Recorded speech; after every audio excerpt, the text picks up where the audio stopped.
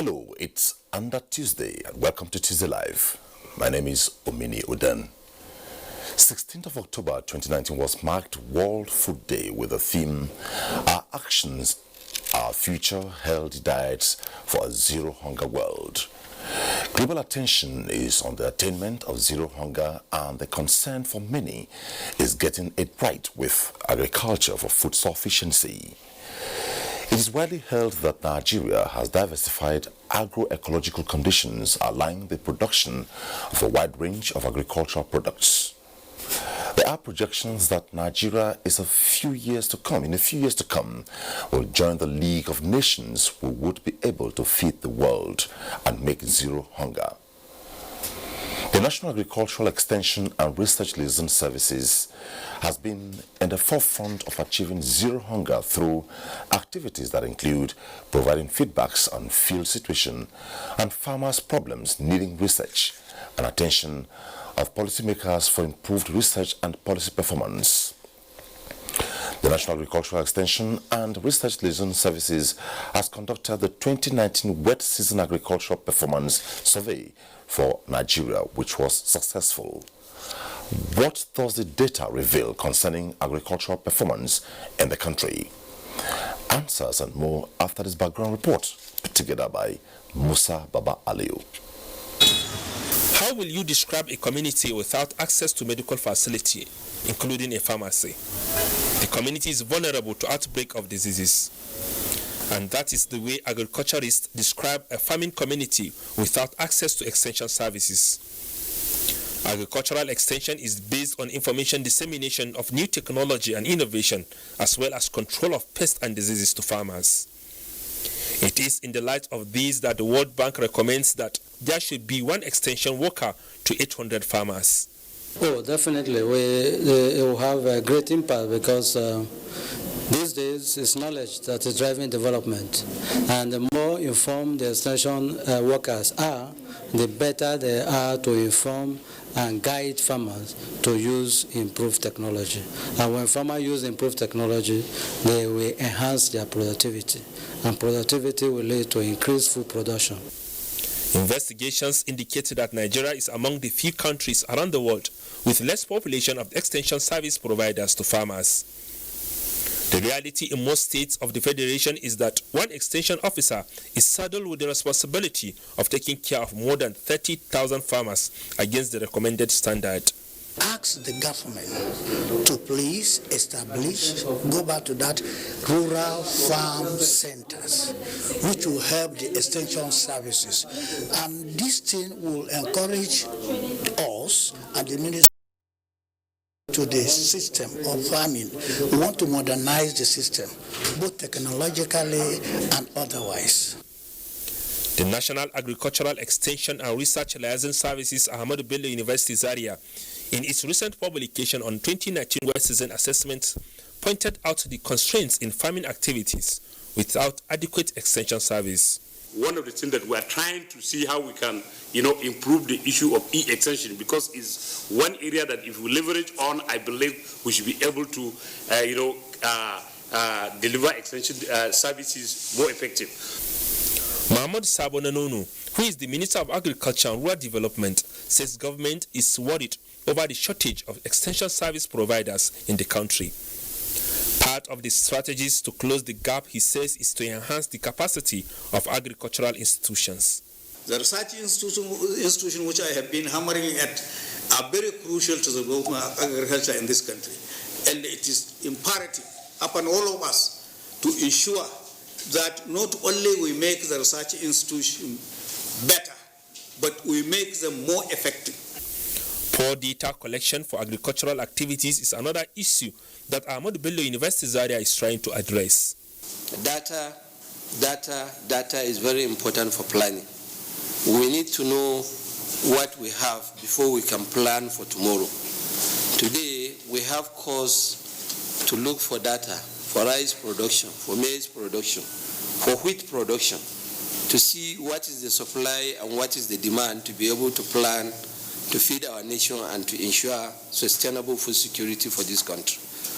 To this end, The National Agricultural Extension and Research Liaison Service has been collating and analyzing data on farming inputs and outputs in the country. In Abuja, Musa Baba Aliyu, NTA News. Musa Baba Aliyu's background report sets the tone for the takeoff of the program tonight. It's Tuesday Live, and the focus tonight is towards a zero-hunger Nigeria.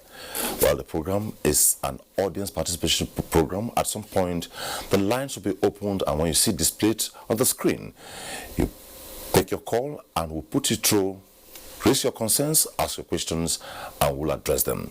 In doing this, please turn down the volume of your television set to avoid the hallback. Also on social media, we shall be doing tweets, and our Twitter handle on the program is @TuesdayLiveNTA.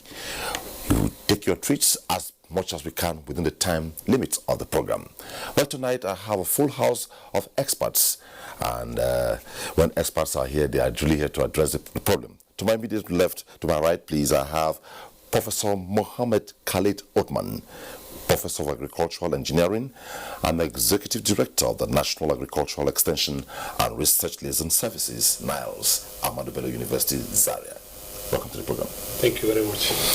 Professor Ibrahim Umar Abubakar, Professor of Agronomy, Institute of Agricultural Research, Zaria. Good to have you. Thank you.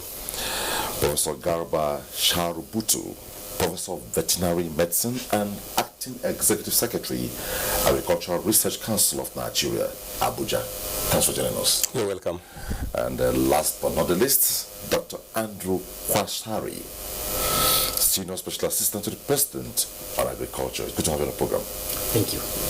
Quickly, from my immediate right, this year's World Food Day focused on our actions and our future healthy diet for a zero-hunger world. How possible is it from Nigeria and indeed the world to achieve a zero-hunger status? Is it possible? Thank you very much. It's very possible. Honestly, it's quite possible, especially if we really use what it takes. Because one important thing is that agriculture now must actually be done with knowledge. Knowledge is very important, and that with knowledge, one person can produce food for more than 1,000 people. So, for instance, if you look at in the state of America, we have less than 2.5% of the farmers in that country, and they produce almost more than 20% of the grains of the world. So it is very possible. All we need to do is to sit down and look at the existing technology and then the innovation that have been discovered. And thank God that nowadays the whole world is a global village. Whatever happens anywhere within a twinkle of an eye, other people will know about it and can have that knowledge and use it. So we can leverage on that, and it's very possible. But we need to work hard. Okay. How will you describe Nigeria's movement to this destination? Are we heading there, or are we about to take off? Okay, thank you very This much. zero hunger destination we are looking at.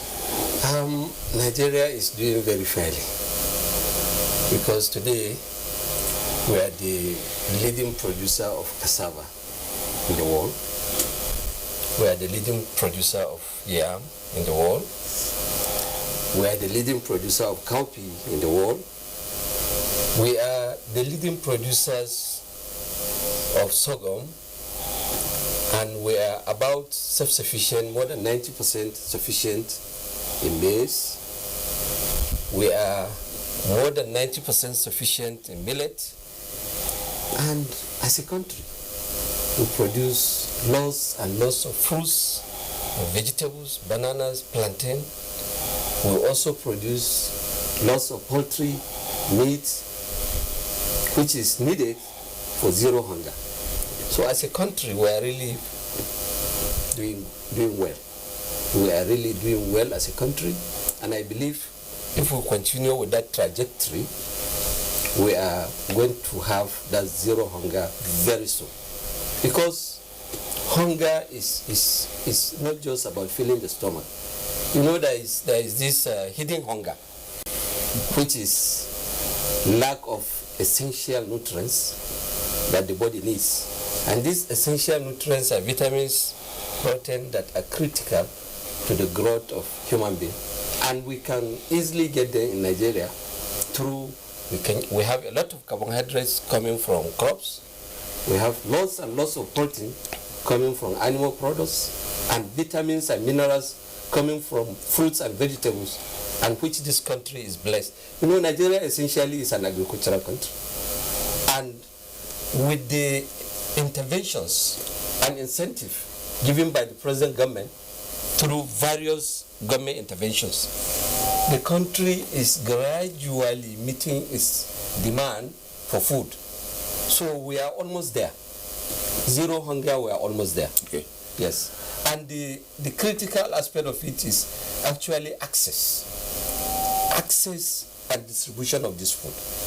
Food is grown in large quantity in this country, but unfortunately, access to this food is becoming a problem because of, you know, most of the agricultural foods are grown in the rural areas. These rural areas have to be accessible to most of the population that live in urban areas for us to achieve that hunger. And how do we do that? Construction of roads, you know, making amenities in the rural areas such that our youth can actually go to the rural areas and be involved in agriculture. We have large agricultural labor force. We have large number of youths that are willing to go into agriculture, but the conditions have to be made favorable for them. So we are almost there. Okay. Global competitiveness, large number of youths, one person can feed so many, and all these are primary produce, fruits, vegetables, name it. Can we achieve this with just the hoe and knife, given the huge population in place? Thank you very much. This is where the whole issue lies. From the contribution of my colleagues here, you will find out that there is a gap. And what is that gap? Taking innovation from the research centers and utilizing them, using whatever technology it is, by the farmers. This is just the gap that we need to fill. And how do we fill that gap? Number one, do we really have the resources to do that? Yes, we have. Do we have the necessary inputs? Yes, we have. Do we have the political will? Yes, we have. So all the ingredients that is supposed to make us self-sufficient in agriculture is there. All we need to do is to organize ourselves and try to make sure that we play along with these inputs, with these necessary conditions for us to be able to achieve that. There is a growing population, quite all right. But what do we do with the growing population? Is this growing population actually teleguided towards the necessity of life? If the government has the political will, then the will to develop the population now lies with the leadership. Now, leadership, you may think, is only at the level of a governor, of a local government chairman. No. Parents are the first people you talk about guidance. Like, for example, most of the unfortunate incidences that are happening in this country, they are actually by the youth. And these youths have elders. Do these elders really put these youths aright for them to be able to key into whatever government is doing? That is on one part. On the second part, you will find out that most of us who are seated here are representative of the federal government. To what extent are the state governments keying into what the federal government is doing? To what extent are the local government keying into what the federal government is doing? The disconnect, the lack of common ground for us to be able to pursue some of these things is very, very critical. Then you come to the question of policy somersault. We are very lucky. We are very lucky that when this administration came they decided not to abandon the agricultural transformation agenda. What they did was to look at the critical gaps that have been established and then decide to fill it using the APP. So if we have consistency in our policy, we'll be able to knit these things together, and before God and man, before you realize it, we are already there. Okay. Dr. Wasari, you have talked about sustainability in terms of the picture of governance, a continuum, but he has identified the gaps and disconnect between the federal, state, and local governments. I remember vividly in my secondary school days, agriculture was a subject, and I know it's a subject, and we used to have sessions where they take us to the farm, and I remember one agri extension officer then in a community, he had a motorbike. Do we still have that? What policy lines are in place to close up all this to achieve what Professor Garba just said? Thank you very much. Well, building on what has been said here, I think I will come back to your question about the extension and the policy strategy and the policies of government, and directly reacting to what he said. But the good thing about what we are discussing today, the zero hunger, is not also an idea that fell down from heaven. It's an idea that it's articulated properly, and it has 5 pillars or steps that every country needs to adopt and follow for the next 11 years, let's say 10 years, because by 2030. So basically, your question is, can Nigeria achieve it? And then what do we need to do to achieve these things? So first thing around the policy of the principle of zero hunger is that we need to deal, number one, with creating social safety net for the poorest of the poor. Every government that have signed on the zero hunger bill, which by the way is the SDG number 2, zero hunger. So it says that first step, how do government invest in removing people out of poverty? About 2 billion poorest people today. How do we move them? And this needs to do with certain policies of government. So for Nigeria, I think already we have the social investment program, and in that social investment program, I think three components are critical for moving the poorest of the poor. One is this conditional cash transfer. Second is the national homegrown school feeding. And then the third, I think, is the one around the Empower Youth, but specifically to agriculture is the Empower Agro. How do we knit this together to make sure that the discussion for Nigeria now is that about more than 9 million children are being fed in primary schools today? How do we transit and expand, scale up this homegrown school feeding by turning it into market? Turning it into market can happen on 2 immediate thought processes. A, can we bring in private capital into it that sell futures and people can invest to feed the children and reap in some gains because of the volatility in prices of commodities or food prices due to our seasonality that our agriculture is dependent on rain. Second thing is that how do we domesticate homegrown school feeding to create immediate market for farmers around the schools where this food are being served? So that is first pillar. Second pillar immediately is how do we deal with supply chain? And by Professor Second to me talked about the need to create the road for access farm, roads. Yes, from farm. Let me say from farm to market. That's the way the SDG number 2, zero hunger, puts it. That we need to domesticate the supply chain. In domesticating the supply chain, every country needs to deal with the supporting productive infrastructure I talked about, but above all of this infrastructure is linking the food from farm to market, because if you don't do it, then you do not create sustainability, because sustainability means there should be continuous demand. Closely linked to it, the third pillar of the zero hunger approach is that we need to deal with food wastages. There are 2 areas of food wastages or factors or attributes or drivers. At the consumption end, food is wasted, but this is the problem today primarily of the developed countries and the cities where food wastes on our plates, waste in our fridges, waste in our stores, and waste in our supermarkets, and they are thrown around. And a third of food is wasted. But our own back home, Nigeria, the food waste is from farm to the store or to the market. Post-harvest losses, wastages before harvest through pests, and different kinds of natural elements like flood and all of that. How do we protect? How do we save food from being wasted? And then there is the issue of sustainable crop varieties according to SDG, according to Zero Hunger, but I would rather go for sustainable agriculture, which means dealing with what Professor said. How do we deal with the kind of research from lab to the farm? What type of food?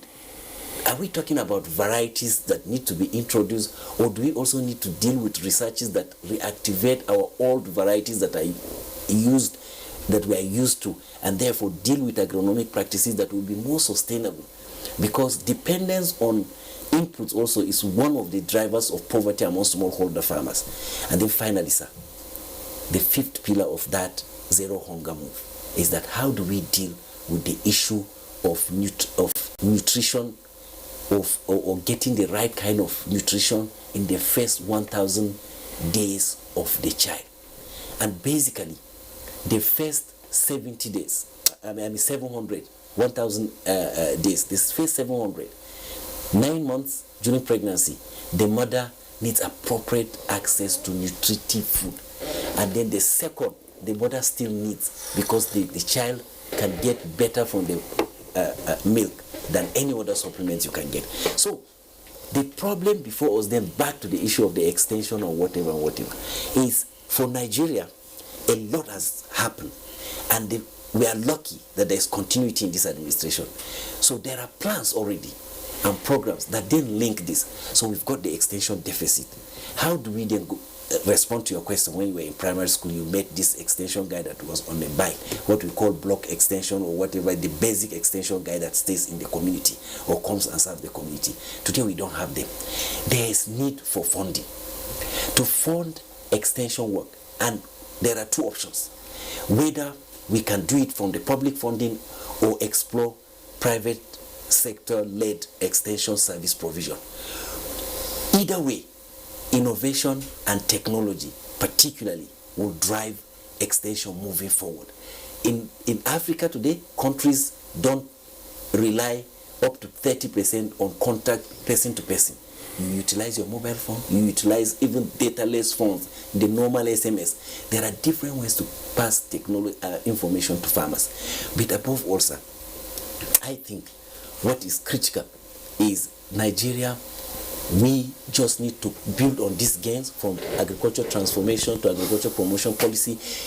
Can we, first of all, have a discourse where it becomes a national drive that every state formulates policy that is in tandem with what the federal government is doing? Secondly, sir, move quickly away from policy formulation to policy implementation. I think our biggest problem is not even in the policies. Even at the state level, if you go through, you will find policies that if we implement them today will solve at least 50% of our problem towards zero hunger. So we've got all of this, but as we discuss, we will find a way to arrange. I always tell people, the problem of Nigerian agriculture is that you have 100 building blocks. They are numbered 1 to 100.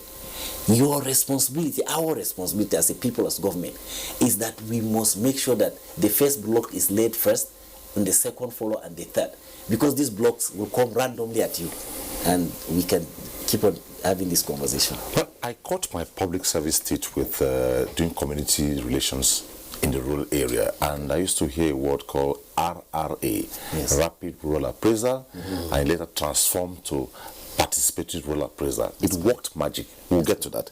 Now, how will you describe the 2019 wet agriculture season performance survey for Nigeria was successfully conducted by the Nigerian Extension and Research Liaison Services, NILS. What were the major findings? Before you answer, if you're watching the program, it's Tuesday Live, and our focus tonight is towards a zero hunger Nigeria. You can join the conversation at some point. The phone lines will be displayed on the screen, and you put your calls through. We allow you to take your call, make your concerns, and also the tweets. The Twitter handle is @TuesdayLiveNTA. So, towards a zero hunger Nigeria, what was this survey, and where will it lead us to? Thank you very much. The survey actually is to generate data that is on the field. That's agricultural data, because it is very important that we must have enough data that we can now analyze and get necessary information that can help our policy makers. So the agricultural performance will be a major activity of any RLS, and we have been doing that in the last 25 years, and every year we keep on improving and bringing more partners, because the interest of the stakeholders on data is really cannot be overemphasized, especially when we look at it that there is no way you can plan without having reliable data. So to talk about generally the performance of agricultural during this wet season, I will say that generally the productivity has increased over last year. What parameters were used? Yeah, we actually use about 3 different tools. We have questionnaire, we have participatory appraisals, as you mentioned. Okay, we also PRA? Yes, we have group discussions with farmers, and then we have also secondary data collection. We actually visited all the EDPs in all the 36 states plus FCT. We also visited all the Ministry of Agriculture, and we also visited all the Ministry of Local Government in all the 36 states, and we collected data on agricultural, input for the season. And we also try to verify or validate the data we collected last year. So because it's a yearly event, so anytime we go, we try to see, okay, because we normally do it during the month of August, September. At that time, some of the crops have already been harvested, some will still be just like now, some of them are still be on the field. So we go back and validate, and then take existing data, and then we also use all the necessary scientific tools to do the analysis and come out with estimates of the data. So, for instance, one of the results that we have gotten is that that's a slight increase in the rice production. Estimated, last year during this period, we estimated that it was about 5.8 million metric ton, and this time we estimate about 6.1 million metric ton. The same thing with sorghum, maize, cassava. In fact, generally, there were increase of the different crops generally over what we obtained last year, despite series of challenges. But the truth is, a lot of people have come back to the farm. There are a lot of interest that is being generated because of the campaign by the federal government, and also the fact that agriculture, many people have now identified, is one of the trade that can easily go and multiply your investment within a short time. You just said you visited the states and the local governments. Yeah. Fine. Did they just receive you and saw some federal officials come to them, or they really were part of what you came to do? They are part, actually. Because he talked about a disconnect, a gap. And most often, like the SSA has said, the policies, you find it working very well, talked about, sustained at the center. You go to the states, there's a disconnect. You go to the local government. Meanwhile, this whole thing can work, because for me, it is clear that agriculture works from bottom up. Exactly. So thank you very much. I think what we should now realize is that when you look at the structure, both at the local government and state government, the structure is there in place. You have the EDP. In fact, almost every, the whole country is divided into cells. And each cell is supposed to be manned by an extension agent. And those extension agents are appointees of the state government. So in most cases, several of them are receiving monthly salary. But the fund for them to do the work is what is lacking. The fund for them to do the work is actually, in fact, one of our findings is that out of the 37 EDPs, about 25 EDPs did not allocate anything. That there was zero allocation up to the month of August for fun, for them to be able to do any work. And of course, you see, extension means movement. You cannot do extension just in the office. You must go out, even if you are establishing a demonstration plot, you must go there and see how you can supervise it. You must also work together with the farmers and so on and so forth. And all this requires at least logistics, cost of logistics. You need fuel, you need to, if you are going to use a motorcycle, you need fuel. So, but unfortunately, most of our state governments are not releasing the necessary fund for these ADPs to work. They don't mind paying their salary, but for them to work is something else. So what I'm saying, so what we do is that when we go there, because we know this problem exists already, so we have to prepare to go there with our fund. Okay, you are there, and okay, let us now fund it.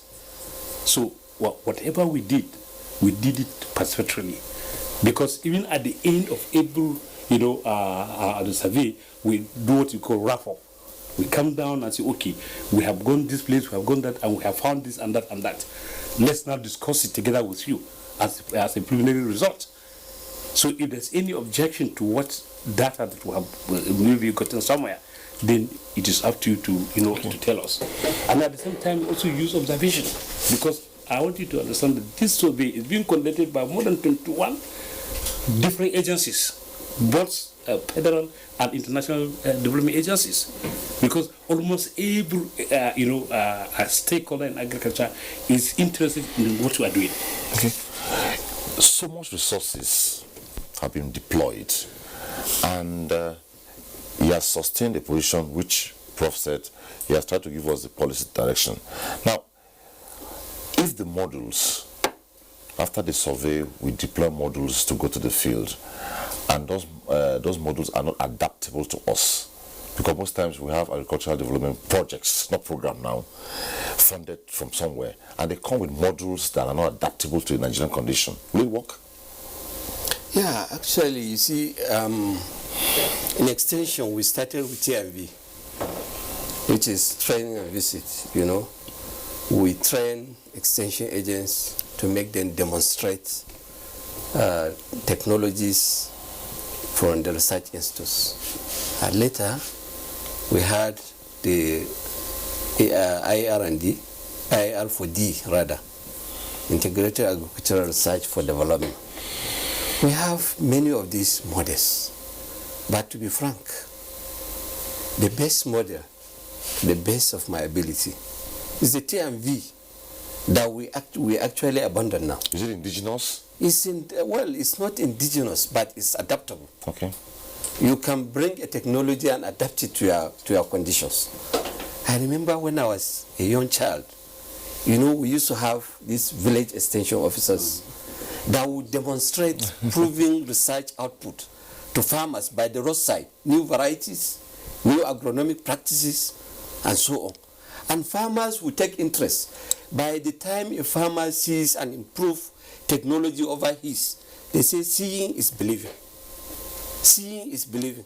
But unfortunately, extension is at a very low ebb due to low investment. How do we jack it up? We have to increase investment on extension. There was a time I was just sitting and thinking aloud. I say, why can't we do to extension what we have done to education through the UBE? We have this universal basic education where the federal government put a chunk of money for education, but every state will have to make a contribution before they can access that money. We can do similar thing to extension, for example. We have a national body that the federal government will put a chunk of money, and every state, for you to access this money, you have to contribute. In that way, we'll be able to fund the so-called comatose agricultural development projects. Okay, let's take a couple of tweets. The convention has begun now. Yeah. A couple of tweets have come in. Let me take the first one. The Republic Online. The time has come for Nigerians to support the current administration to ensure that food security to achieve zero hunger in our country. This government has shown enough political will to diversify the economy to make for self-reliance in food production. If they then, he left it there, that's one. The next one says, Tuesday Live is very informative. I salute the panelists, that's all of you. We must feed the nation by ourselves. Yes, we can. That came from Bed to Kui. The next one is Sanyovo.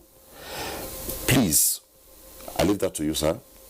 What really do the panelists mean by saying that we are closer to zero hunger in Nigeria? Is it in terms of access to food or affordability, and their claim countrywide or for specific areas? Then the last one here for now, I leave that to you, sir. The border closure is the best. The Nigerian farmer should use this opportunity to revitalize agriculture in the country. They should also consider the price of rice and other commodities. That came from Abdulhamid Ali Balogun. So let's start it from you. Okay, thank you very much. You see, when you were going through the tweets, yes, there are those that were supporting, but there are those that were putting the question in terms of doubt. And we are sure they will address the Exactly. question. So the point here is this. Let us take the doubting Thomases. We are always quick to accept whatever information comes from foreign assessors.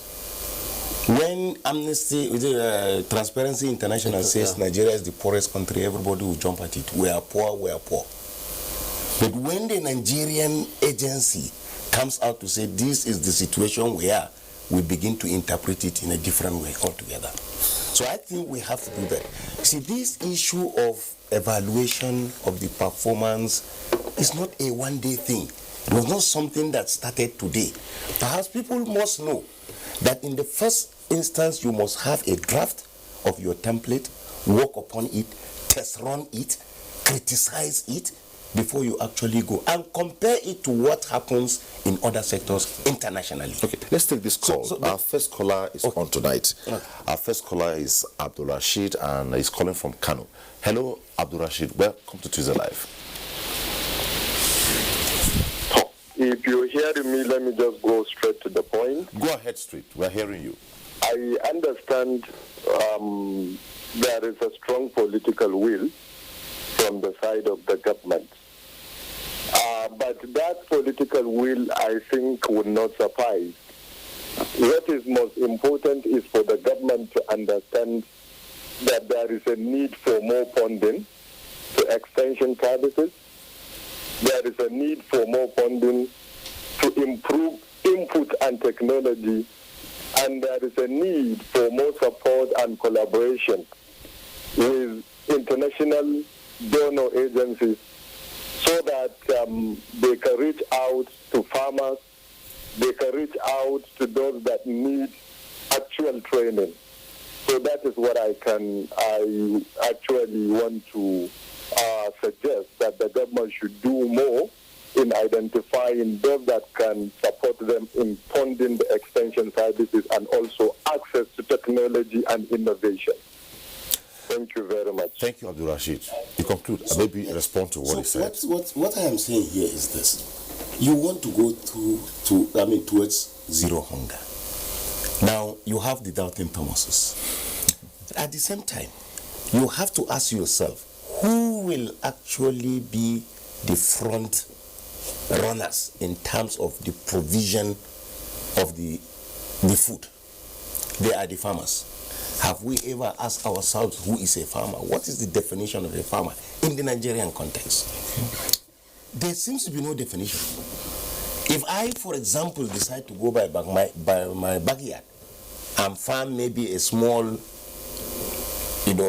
portion of land and grow maize there or grow vegetable, do you call me a farmer? So even if you are ready to provide the necessary inputs, how to even identify the farmer in itself is a problem. So, and that's the more reason why the emphasis on extension is very important, because it's only the extension worker that will identify who the real farmer And Abdul is. Rashid talked about it deeply. Exactly. The last caller. So you must identify who the real farmer is for you to be able to, and that is exactly the work of these annual evaluation performance. Okay. Let me take on, but you have to respond to the last tweet there. Yes. The border closure is the best. Yes. Yeah. So, you see, the border closure towards increasing domestic or local productivity. So every government has to take certain course of action. And this, as the tweet says, gives opportunity for increasing our domestic production so that we can work it out for ourselves and grow the food we eat, which is correct. But let me tell you, we need all of it. So one part of it is the border closure, which gives opportunity for local farmers to grow more food, create more market. However, this is a whole chain. We then need to tie in all of the other things that my colleagues say. For instance, who is a farmer? I think if you ask me today, what's the most important question for Nigerian agriculture?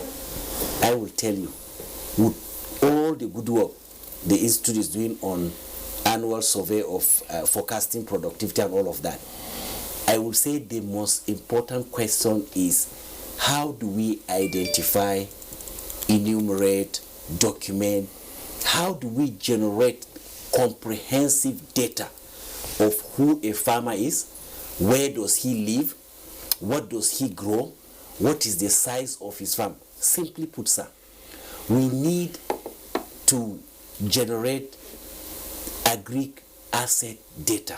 Okay. And this agricultural asset data starts first by who the farmer is. And Nigeria can do this.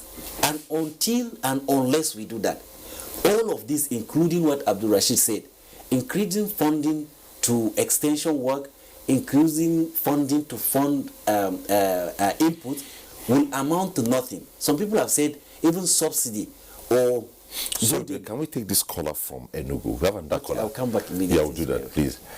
Adams is calling from Enugu. Hello, Adams. You're on to Tuesday Live.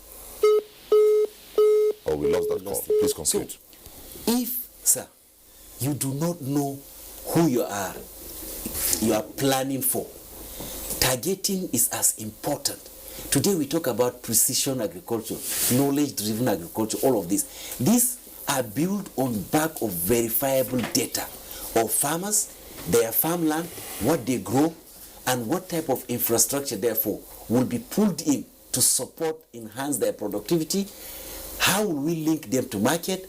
How will we link them to processors or value addition people?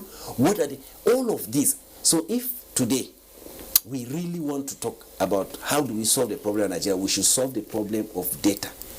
And this data, it is not even the survey that is happening now. This survey forecasts for us what is going on the field. Does it come down to say who is growing on this field? Do we have his biometrics? Can we zoom onto his field? Today the whole world on Google Map has coordinates. And sir, I was having this conversation with the Honorable Minister of Agriculture only today. And do you know how we concluded? We concluded that the easiest thing to do is to teach how farmers could adopt technology. And it's just by doing what all of them said. We had demonstration plots where before the extension worker that comes to the village didn't speak the language of the villagers. But he comes in whichever way he communicates and gets a portion of land. And he carries out his own method without telling anybody to adopt.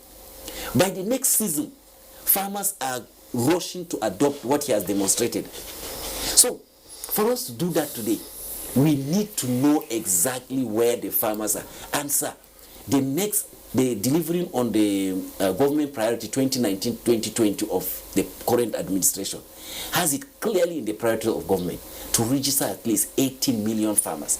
And that has to happen.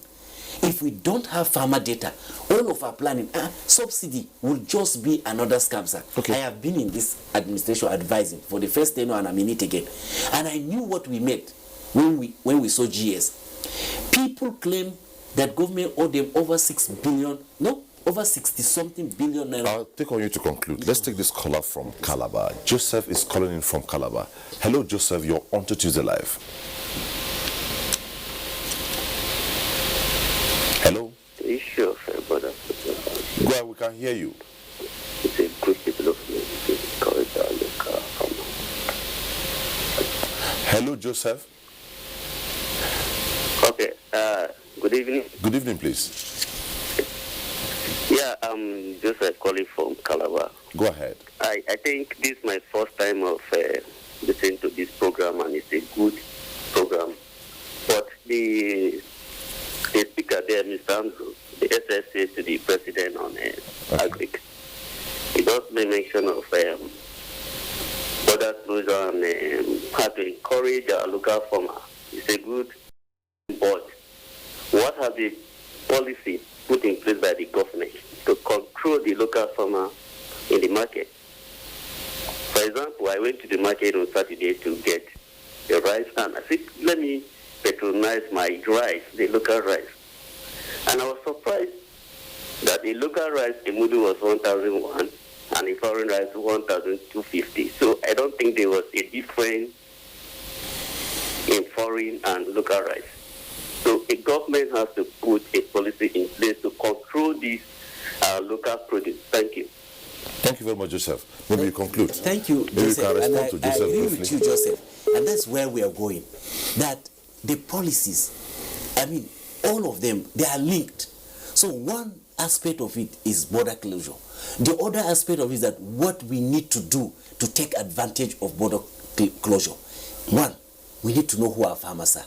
Two, we need to target them with specific intervention that will increase productivity. Second, we need to link them to market. Third, we need to create affordable financing. All of these, link it to market, access to inputs, which is tied to access to finance, extension service delivery. All of this will not work until we know who the farmer is, where the farmer resides, what he does, and what are his problems. So first and foremost, sir, that is our number one building block to move forward. I love, you know what, if you go to my Twitter handle, one of the things I say I say I'm a farmer. But I'm in Abuja. Yeah. So where's the farm? That's why the question of who is a farmer. Fundamentally, the few calls we have received hinged on one thing. I can still do boarding, and I learned it from the extension lessons we got as agricultural students in the secondary school. Young Farmers Club. But if not really young agricultural science, we used to have a young farmers club. Now, towards zero hunger, what really, if I say now, do we have a collegiate of young agricultural graduates, maybe crop science, animal science, agri-economy, on the field doing extension services? Do we have them? Thank you very much for this. I think, yes, we have one. There's AGAN. And they are passionate about it? AGAN is Agricultural Graduate of Nigeria. Agricultural Graduate Association of Nigeria, AGAN. And we have even partnered with them as an institute, that's NRLS. We signed an agreement with them, MOU, and we have been working together. And I think in Niger, where the headquarters is, the president is, I believe this year they are targeting to cultivate about 10,000 hectares of rice. So, and they are also involved in the project that we are running in Niger and Kaduna State. What the Dr. Andrew said about the farmers, training the farmers, this is one of the things that any less we think when we thought out of the box, say, okay, let us now, we cannot make state governments to fund their own, employees, because we don't have that power. Second, what do you do? So we now develop what is called community-based advisors. Community-based advisors are farmers first and foremost, and they're enlightened farmers, and we were selected and we're training them, because the issue of extension, actually disseminating technology to farmers, doesn't mean that the farmer must be literate. What is important is that we have to pass message, and that message, even if it means that translating that message in his language, in the language you understand. So that means that you can train farmers, and currently, as I'm talking to you, NLS is involved in training over 1,000 community-based advisors in Niger and Kaduna under Agra projects. And the target is to have trained or to increase the productivity of 360,000 farmers. So I asked this question. Yeah. Now you find a young graduate. Yeah. Let me say this. Okay. I don't know whether after the World Food Day, a day after the World Food Day, that was on Thursday specifically. Yes. The Vice President, Professor Osinbajo, was in Nasarawa State to do exactly what you are asking. A group of young people, I cannot remember the name of it now, it's over the television. Some ex Yes, they organized themselves together, got a plot of land, and you can imagine the degree of productivity that is coming out of that place. The purpose of the safety valves, this social security valve, safety nets, introducing the N-Power predominantly. They were all young people who have graduated, they don't have jobs to do. They are all over the place. Some state government actually also encourage this type of thing. Like, for example, in Plateau State, you have, bringing in people under the name of ad hoc extension workers, but with a condition that mandatory they must open up their own farms. So there are a lot of programs that this government is actually putting in place for the benefit of individuals. That leads me to the next question. Let's take this caller from Delta State. Kelvin. Hello, Kelvin.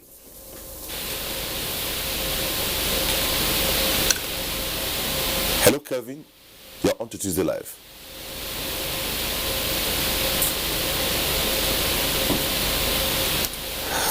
And additionally, okay, fine. Yes, I want to shed a light on that definition of farmer. Not my kind of farmer. Let me digress a little. You see, a farmer is not just about primary production. Of course. We are talking about encouraging youths to go into agriculture, and that means encompassing all the value chain of agriculture. A marketer of agricultural produce is a farmer. So if biometric of farmers are to be taken, the primary producer, the processor, the marketer, the service providers, different kinds of service providers. Somebody may not be a farmer, but he's a sprayer. Yes. Farmer will require his service to go and spray herbicide or insecticide. He's a farmer. He is participating in the value chain of agriculture. So truly, and that is the only way we can actually encourage our so-called youths. Our youths are running away from the rural areas. One of the ways of encouraging them to be in agriculture is actually to engage them in these value chains. Today, our youths are technology youths. Service provision. They are urbanites. Okay, value chain without funding, will it work? So what is value chain without adequate funding? Well, the safety nets that they are talking about, the intervention of government, can provide some kind of credit at low interest rate for these people to be engaged in agriculture. Because if you think primary production alone is the solution, you are making a mistake. But let me say something about this funding. Okay. Yes. You see, I don't know whether Nigerians are really very inquisitive to know what is happening. Like, for example, the whole budget of this country is on the net. You can enter into the net and try to see the quantum of money that is being pumped, either as constituency projects, for training of young ones. You see all forms of things. Most of these. Let me add some information here. A tweet from Yomi Bishola. Extension is truly good, but there is need to work on who buys the harvest. Yeah, there's always glut in farm products. Yes. Off-takers should be available to ensure sustainable agricultural production. Yomi Bishola. And that is the weakest link. Yeah. Thank God says agricultural extension is a major deficiency in the agricultural sector. Why can't a graduate of agricultural extension or rural sociology be automatically employed just like those in the medical and health profession? Okay. Sir. No, this is a wrong notion. That is a wrong. Even in medicine, you're not automatically. Okay. So the issue of automatic employment, we have to begin to have a rethink over the issue of automatic. I come from the veterinary profession. There was a time in this country, immediately you graduate as a veterinary doctor, you are given automatic employment. It's no more obtainable. There are times when doctors, immediately you graduate, you have a car and everything, and we cannot continue to do the same thing over and over again. And that's the more reason why creating job that the government is not talking about. It's not talking about salary payment. A job, a white collar job that you go and sit in the office. No. I'll allow you. Let's take this call from Issa. Isa is calling from Kebi. Hello, Isa. Oh, Kaduna. Hello, Isa is calling from Kaduna.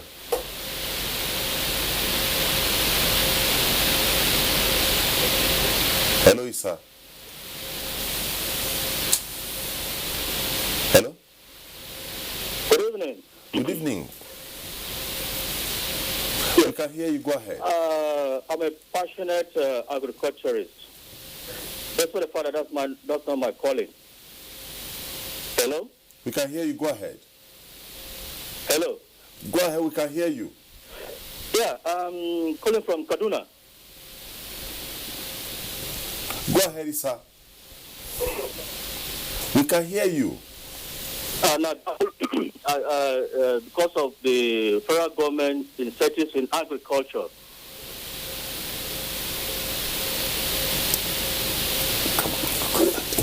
All right. So I joined a cooperative in Kaduna here. Okay. Isa, can you go ahead, please? So I joined a cooperative society in Kaduna.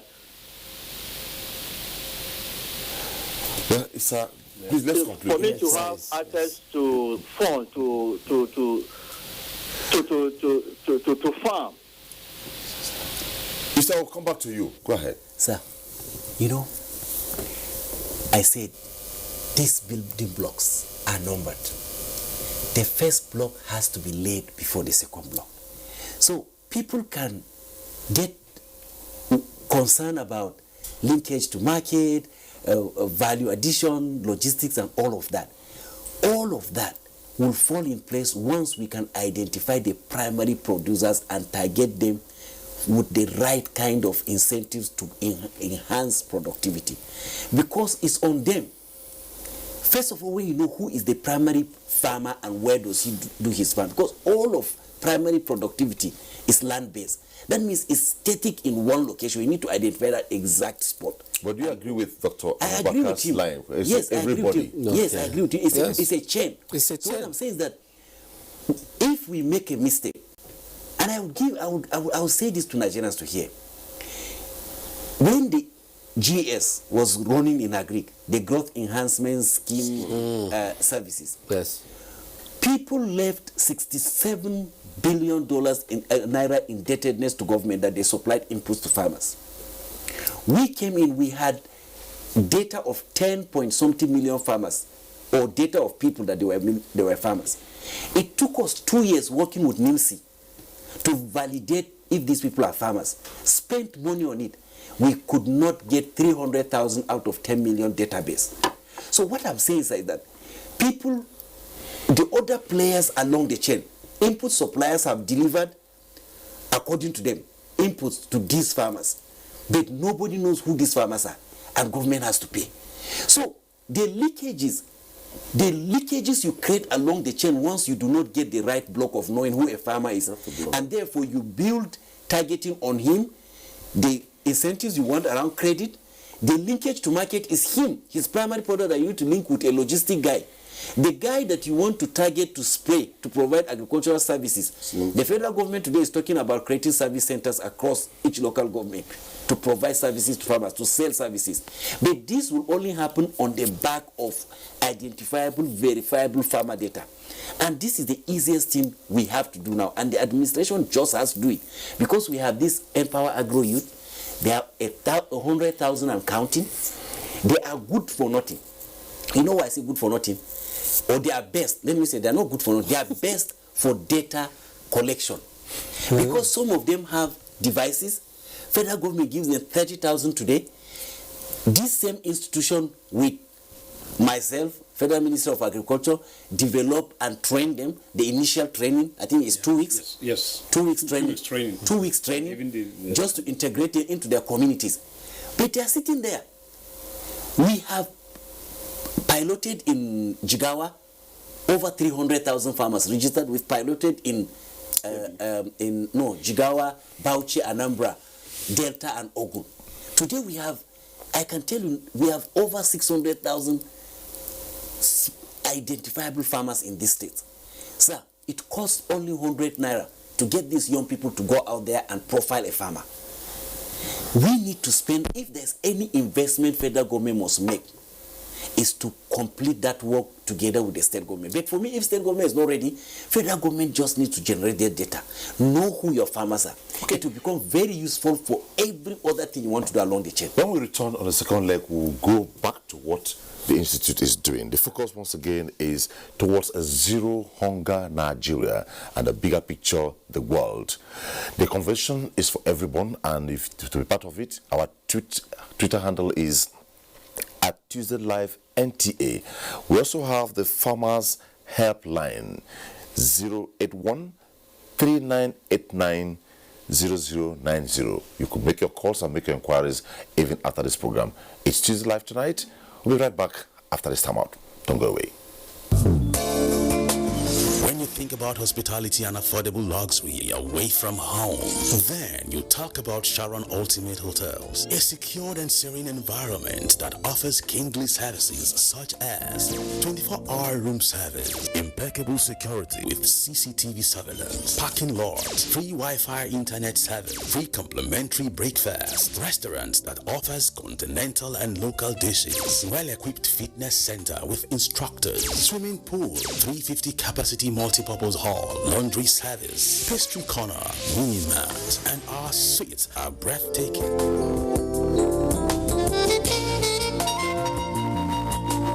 For reservation, locate us at plot 1710, Tafawa Balewa Way, Area 3, Garikia, Abuja. Sharon Ultimate Hotels, the ultimate place. Nigerians, our fearless officers and men of the Nigerian military are winning the war against Boko Haram. Today, all occupied territories have been recovered and Boko Haram has been degraded. Our affected brothers and sisters are getting their lives back. However, they are now after you and me.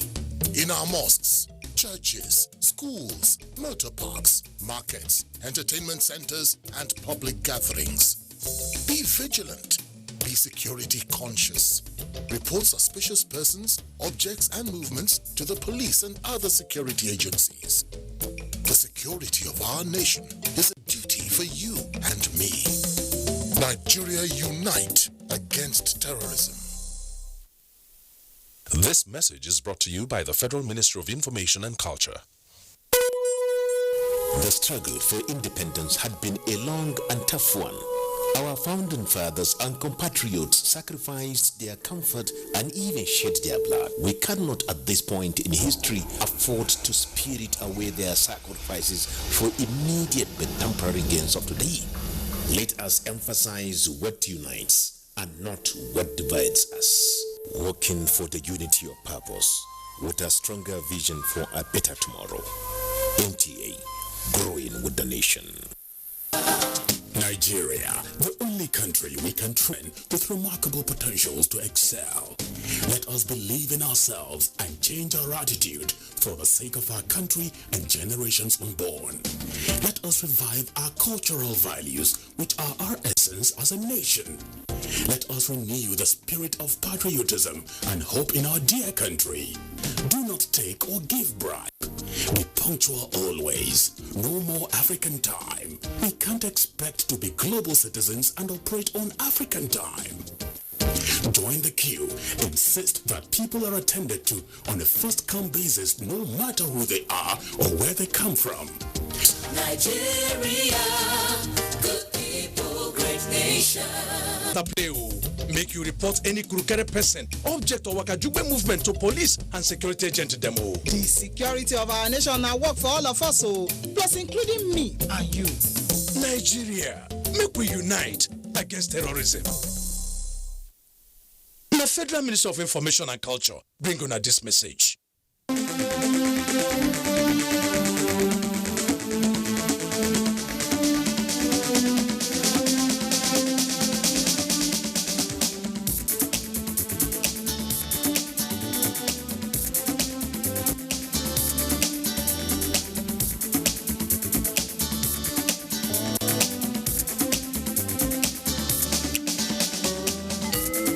NTA NTA Tuesday Live, a network issue-oriented innovation talk show.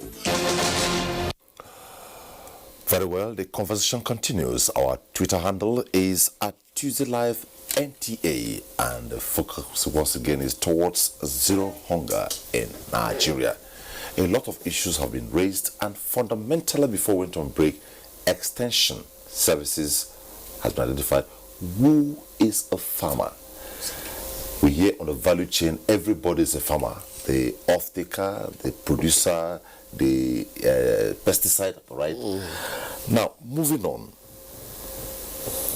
There's some kind of generational gap in farming. If you look at it critically, if you look at a typical rural farmer, is there in middle age? And if we're looking at towards achieving zero hunger in Nigeria, if we don't close up this gap, like I said before we went on break, where are the extension officers?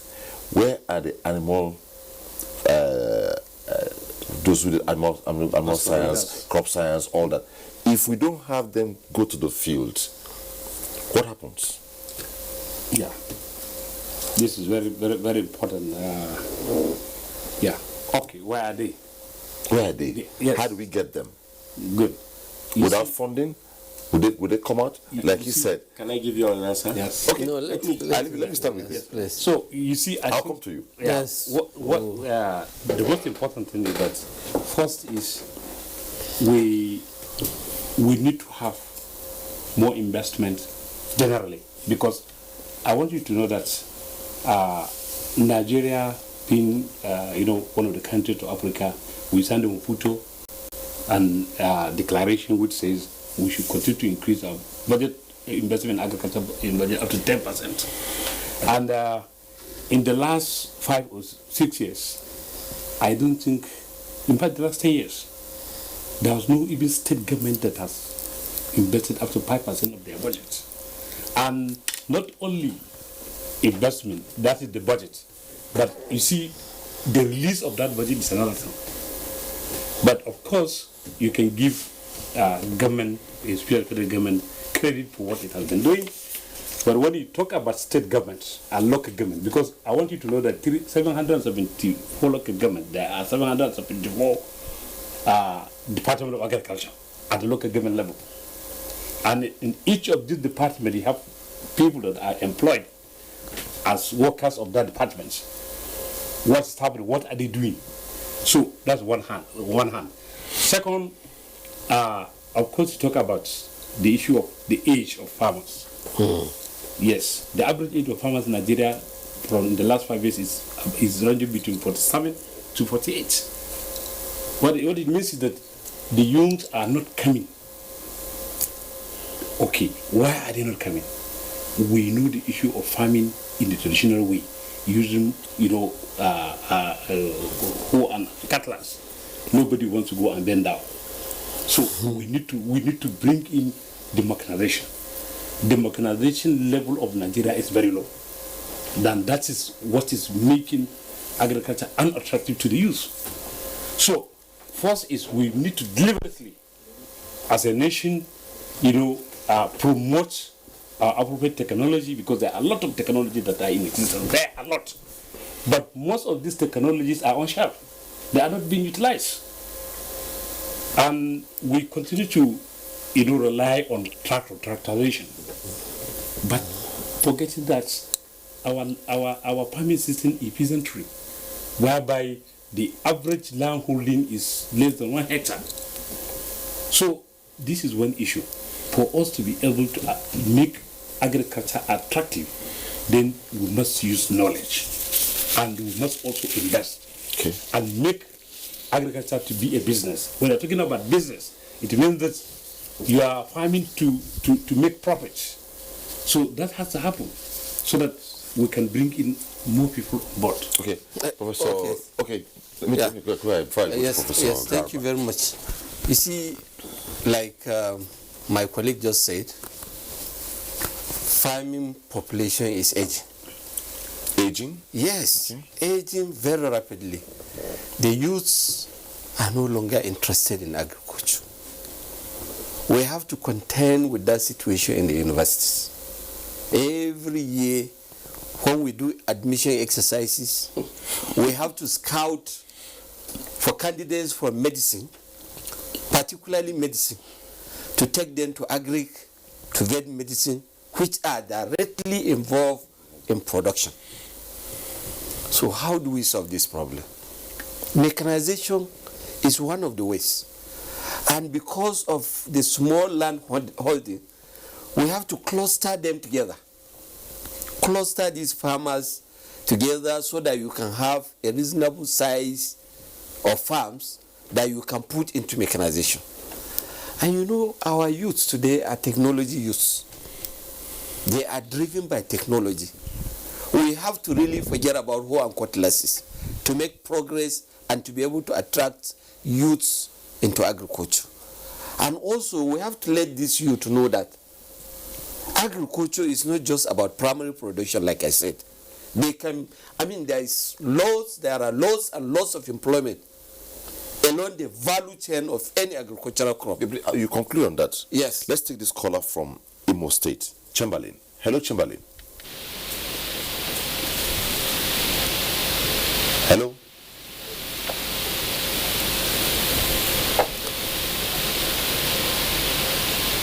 Hello, Chamberlain. You're on to Tuesday Live.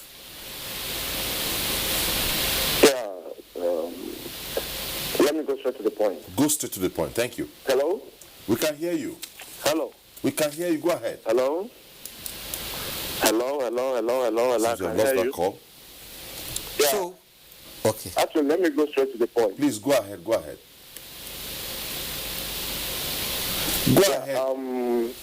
I love what Professor said concerning the issue of our youth. So we talk about the youth of Nigeria being more of technologically advanced, and we should know that when we talk about zero hunger, there are three tripod points of zero hunger. You talk about production of food, you talk about storage of food, and you talk about accessibility, which includes marketing, which includes funding, and all the rest of it. If these tripod points are not being achieved in the zero hunger project, all we are doing is just mere, media broadcasting. The major problem Nigeria has on agriculture is implementation. Not even in agriculture, in so many things. Do you understand? The special advisor to the president made the point. He said that he talked more about continuity. There was this national storage project that was led by late former President Yadwa in his 7-point agenda concerning agriculture. He built a storage cart unit in all the states, even in my state and Imo State, in a place called Okigwe is there. But it's been abandoned. There's no funding, there is no continuation of the project. It's been abandoned. So projects like that are the projects that can really facilitate this agenda that we're talking about here. Yes, President Buhari has really invested in continuity so much, like in rail, not only in agriculture, even in rails, and too many other things. But there are still other areas in that sector which we haven't captured. Like we have two types of farmers in Nigeria, the traditional farmers and the business farmers. These traditional farmers are most illiterate. They don't have access to funding, they don't have access to good education. All these information we are sharing here on Tuesday Live and all, they don't know about it. They are sleeping in their rooms now. So how do we access to those people?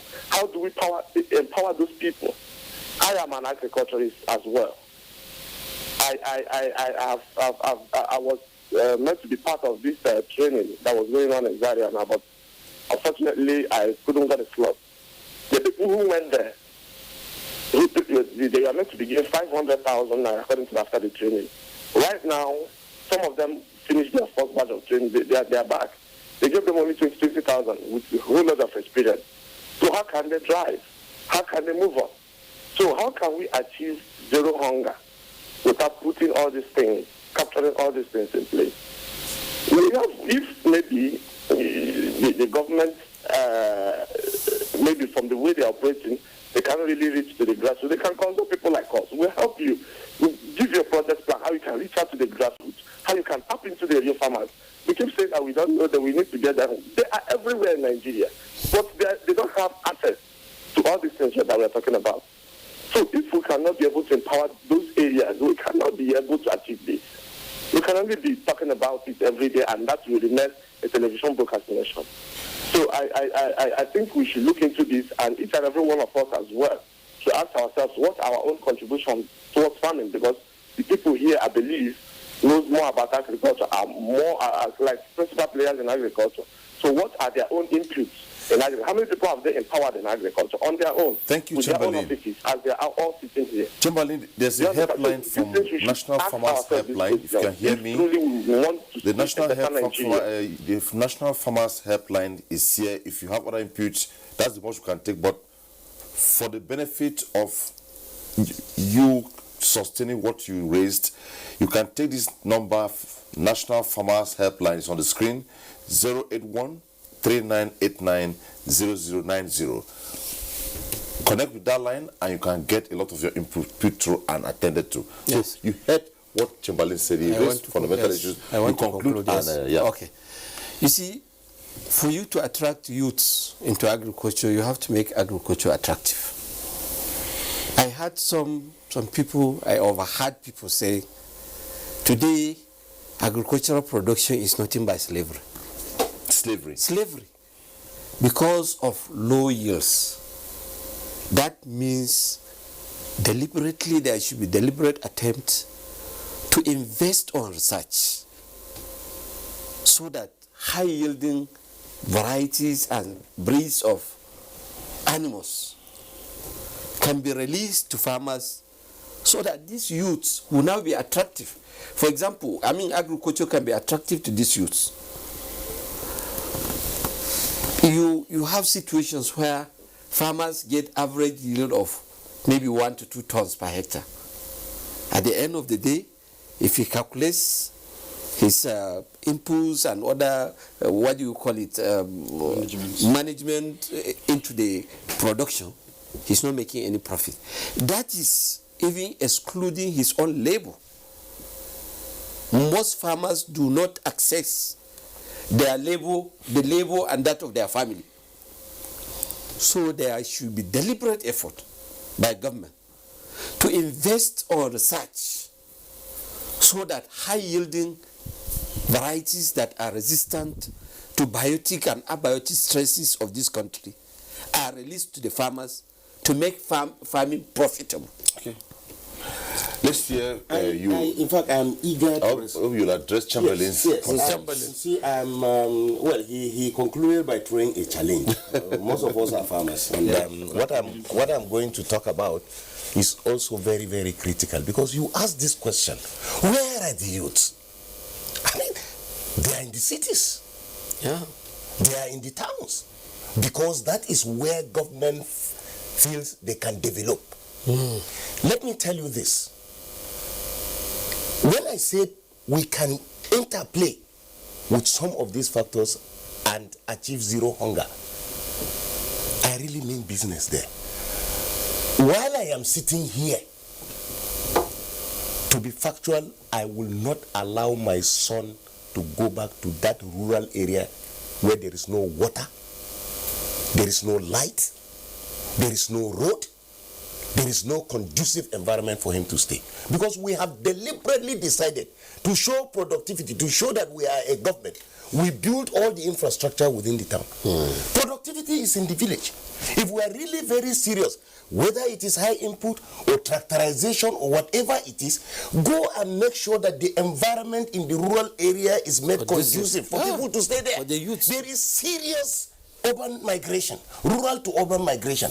And I'm telling you this, some of us, I cite example myself so that I will not be selfish, with humility. Some of us have over 200 hectares of land with 6-7 children whom we will never allow them to go back to the village and go and stay. So where do you expect the rural person?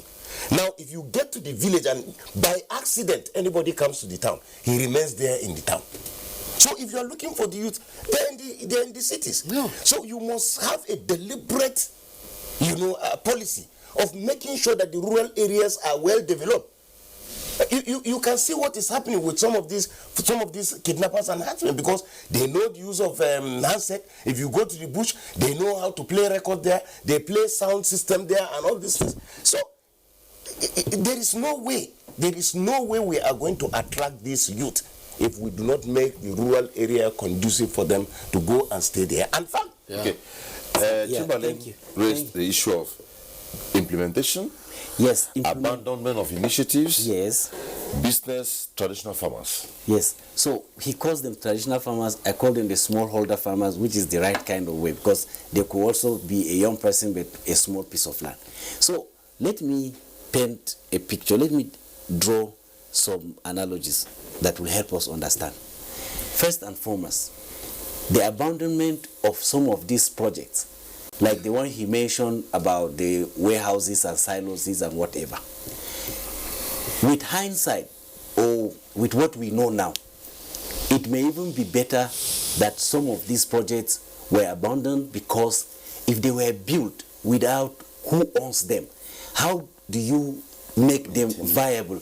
How do they support, how do they play their appropriate role along the value chain? So management of these silos that were built, was it meant to be for government, or it was meant to be managed by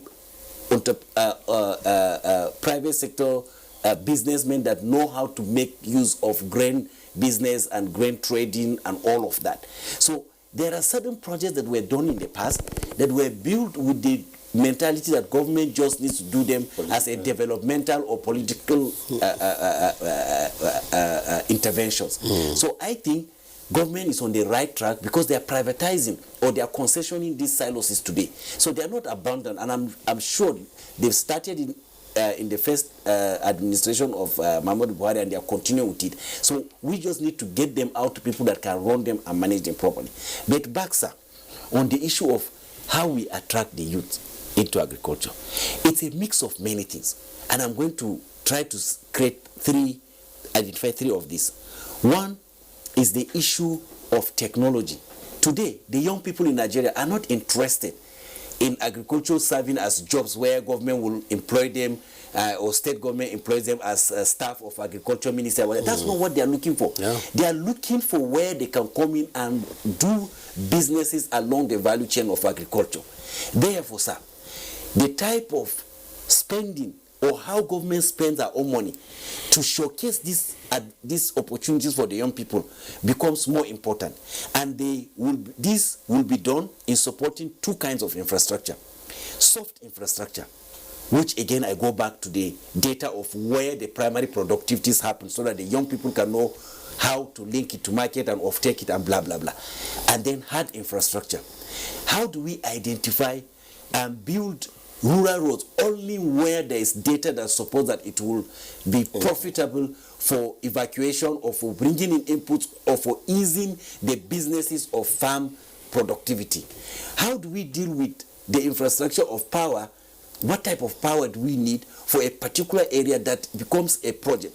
The second block in this is coordination. The federal government and state government must today continue with the processes that they've started. A coordinated approach. Maybe it's not happening at the scale the way we want it. And what I want to say as coordination is that we hear a lot of development partners or programs that come in, and people sit in wherever they are coming from, and they come into Nigeria with a program already designed, ready to implement. But it's not their fault. If we had a coordinating unit that has at all points 20 or 30 projects in the pipeline that have been designed by Nigerians in terms with the needs of Nigeria, you will see how the young people can find these opportunities within these market creating or market enabling interventions that government will do in line with our needs, the needs of developing the value chain. I give you a good example, sir. Nigeria will soon be rolling out the Green Imperative. It took 4 years to finalize this plan in conjunction with the Brazilian government. What it will do, it will approach mechanization in a different way. Because mechanization that has been going on is government buying tractors and either reselling to farmers or giving out to their own friends and all of that. And even today I hear state governors still buying tractors. Let me tell you, no smallholder farmer, 80 to 85% of our farmers are smallholder, has any desire or business of owning a tractor. All they are concerned about is that how can I buy a service when I need it? And this is the type of opportunities that young people would like to play in. And sir, we have examples. Look at Tofan in Zaria. Tofan started with 9 tractors. Do you know what fleet they are managing today? Over 500 tractors. Selling mechanization services to farmers. Just call and they will farm your half hectare, your quarter hectare. And it has nothing to do, I like the clustering that Prof said, but it's not clustering to create the land on a vast land. Everybody should have his small piece of land. If you have quarter hectare, 1 acre, have it, but let it be identified. The guy that sells services to you will come and provide the services you need and you pay for it. And what Nigeria has designed now, and very soon the Minister of Agriculture will be out and announcing this, is that it has been launched already by the Vice President, so it's just to implement now, is that every local government, federal government will be able to enable an entrepreneur to buy a set of equipment for either value addition processing or for primary production and own it as a service center and can provide services to as many as 2,000 household of smallholder farmers without concern. A tractor needs to do approximately about 400 hectares if you are to buy it and use it to pay the money for buying it. So when I see someone with 10 hectares of land, 20 hectares of land because he knows a permanent secretary somewhere and he has a tractor, it's just waste. They are just wasteful assets. But we have models in Nigeria and young people are driving this model. You heard of Farm Crowdy, you heard of Hello Tractors, the Tofan, Nanladi and his people, Towan, and all of that. They are all over there. So what we need, a more coordinated approach. Nigeria, I have learned working on government on this Green Imperative project that it took 4 years to finalize this project, to understand how the best way to turn it out so that it enables the market of value addition and service provision. If you just continue in that way without proper coordination, without getting the best brains to sit down and think through how government should spend every dime, and for every dime government spends, should be able to show opportunity for a private investor to take advantage of, and that is when we begin to attract these young people. Okay, the National Agricultural Extension and Research Liaison Services, under normal circumstance, can we link it with what you're doing with research, and at the end of it, you don't put the research in the drawer and put it away? Yeah. Thank you very much.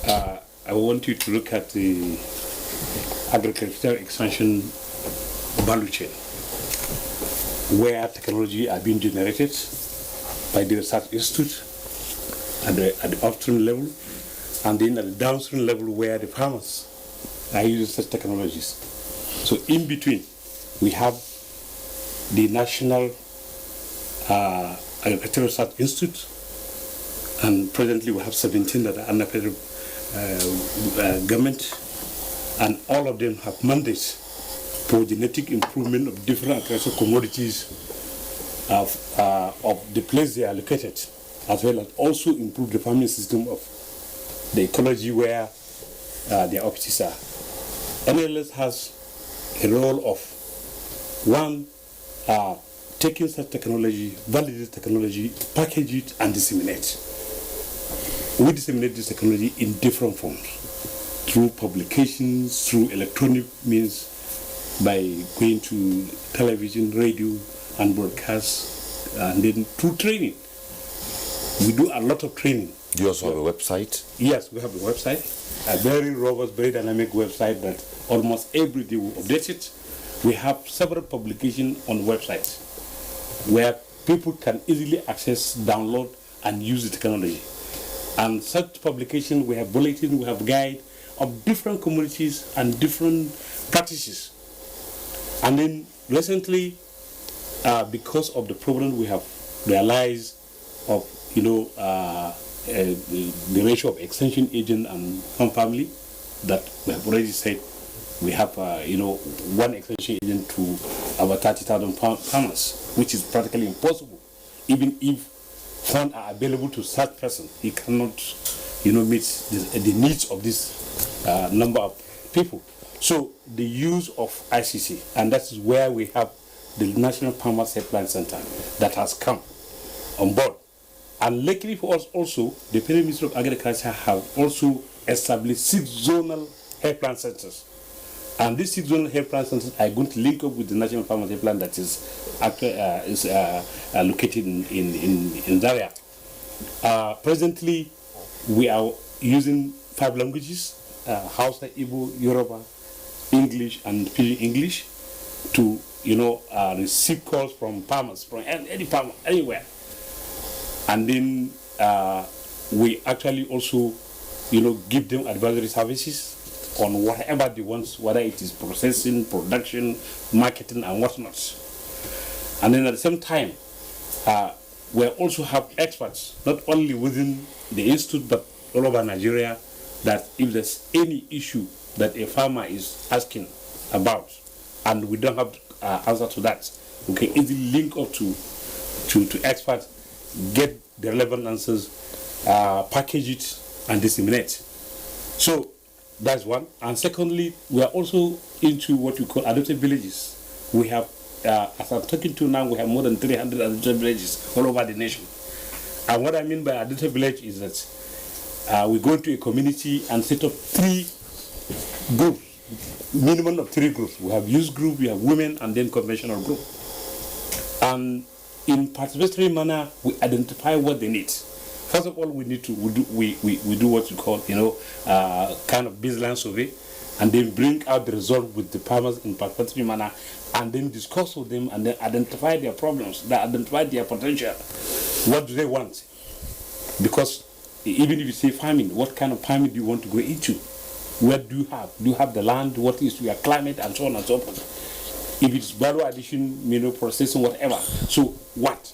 Okay. And we sit down, and then at the end of the day, we also link them off with financial institution. In the last 5 years, NLS has been guaranteeing farmers receiving loan, and let me also tell you that this loan, there was never a year that we recover less than 95% recovery. So it is not true when somebody says the farmer cannot pay. It's not true. That means they are not farmers. Because you see, we take agriculture and show that agriculture is a business, and as a business you have to invest, and anybody that's also bringing that financial support to you as an investment, he's going to make profit, just like you are going to make profit, and it has been working, it has been paying. So, and we also have the facilities for training, capacity building. We have the conference facility. Recently, the Honorable Minister came to our place, and we linked him up with more than 5-6 different farmers group in different places, and he was very impressed. And he promised to really give us more support. What it means is that we can conduct training for NRLS with different groups in different places, in the language they can understand. Because the most important thing is for you to understand the message that we are conveying to you. Okay, so this national helpline we have, if they call, they can also reach you? Yes. Definitely. Okay, the national helpline once again is 081-3989-0090. Now, a couple of tweets have come up again, and starting with, I think, let me share this because they need to be reacted on. Adamu Modibo Kumo. Let me give that to the SSA. What are the state governments doing? Is it realistic for the FG to handle extension service? That is the concern raised by Adam Modibo. Let me give the next one to Prof. The federal government has to impose policies on state and local governments to enable a favorable ground farming. That's to you. You respond to that. And that one came from Gane Maman.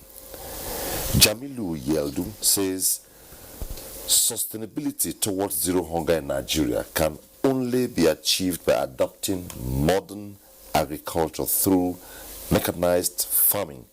80% to 90% of our farmers are subsistent farmers. How feasible is it to achieve zero hunger in Nigeria? That came from Yeldo. The last one is just a concern. If farmers recollect ancient agriculture of millet cultivation, it will be healthy living and wealth for all Nigerians. So let us react. Maybe starting from you. Okay. Thank you. I think in the affirmative, no is the answer. Federal government cannot run extension services. The extension service work is the responsibility first and foremost of the ward, the local government and the state. Because the state own the land. Correct. Federal government business is around policy formulation, monitoring and evaluation, coordination and funding, as long as there is evidence that the funding is targeting specific kind of players along the value chain. So it is not the responsibility of federal government to go and provide extension workers at the in the state. So it's the responsibility of the state. And that is why when federal government recruited the Empower Agro Youth, they were recruited at the ward level. In fact, sir, because I've been part of that process, we insisted that you must show residence address that you live there, because you're only getting 30,000 in a month. So we don't want you wasting it in renting. So you live at the ward, you speak the local language. Anyway, it was a tall and ambitious move by federal government. State governments by now should be discussing how do we take advantage of these young people that federal government is giving. How do we utilize them? State government need to provide some extension work services. Federal government could come in some extent, maybe some funding. For instance, if we are clear about the data of the farmers and we know who we are targeting, federal government can say, okay, for every state that has a functional, has made the move to meet up the 1 to 800 ratio as agreed upon with some experts like FAO and all the required ratio of farmer to extension work. Federal government can say, okay, we create subsidy for every contact that is delivered and can be verified. But in the absence of data of where these farmers are, it will also lead to abuse. So I think it's the work, the discussion we need to take at the state level. State need to find a policy alignment with the federal government work around encouraging extension. The question you will hear is that, but did you consult us when you deploy these people? Well, that is okay. That has happened. So we really need to deal with it, but it is the business of the state, because that is agriculture happens at the state level and state that own the land. Okay. Yes. Well, you see, first of all, in order to link up the question you threw to me, let me pick it up from him. Sure. You see, when the federal government begins to intervene in an issue, then you know that there's a failure somewhere. And we cannot continue to wait for failure to rule us. When the local government cannot do certain things, like payment of teachers' salary, you cannot allow your teachers to rot. And that's why state government said, let's take it. When it became a problem, the federal government intervened. So I want to align myself with the fact that, you see, even if the federal government wants to do extension, it's not going to do extension as the president, as the minister. It's going to do extension through agencies. They create agencies just like the NRLS. It's a federal government initiative. So they do that. They can do that at a higher level and also do some form of training. So it is not out of place completely to say that federal government cannot do extension service. It's an intervention. After all, when everything fails, you find out that donor bodies continue to flush into this country and continue to render some assistance. So to that extent, yes. See, the issue of policy and the implementation of policy has been raised. There is a meeting point, annual meeting point between the state government and the federal government. That is at the level of the National Council on Agriculture. Every year, Unfortunately, we have converted that into a form of rendezvous, a jamboree that people will come, collect, call, a night duty, DTA, go and enjoy themselves, and people pick their wives, and the business of the day is not there. Even if there is a serious deliberation over those issues, we don't take back the message home to go and spread it. So, along the line, nobody has institutionalized any system of monitoring what is the outcome of the NCA and to what extent they have actually been implemented. But come to think of it, local government do not have research institutes. State government hardly will any have a research institute. The federal government is about the only owner of research institutes. But they are available to the states. So they are available, and their location is such that it will reflect the various produce that are there. Today, we have a single entity. We call it the Agricultural Research System, that comprises of the all about 17, 18 research institutes that are targeted towards various products. We have the Federal Colleges of Agriculture. We have the Universities of Agriculture, 3. One has come on board. And then we also have the various faculties of agriculture and veterinary medicine spread across this. So innovations are there because the extension is not going to take nothing to the people. So the technologies are there.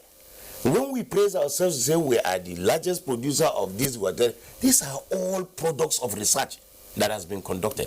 Yes, the research institutes have problems, but I think for the first time, as far as I know, in recent years, over maybe 20, 30 years ago, for the first time we are beginning to have people that, a leadership that is very much interested in research. Since the Honorable Minister of Agriculture came on board, I can bet with my laptop to say that there is no day he has not mentioned research.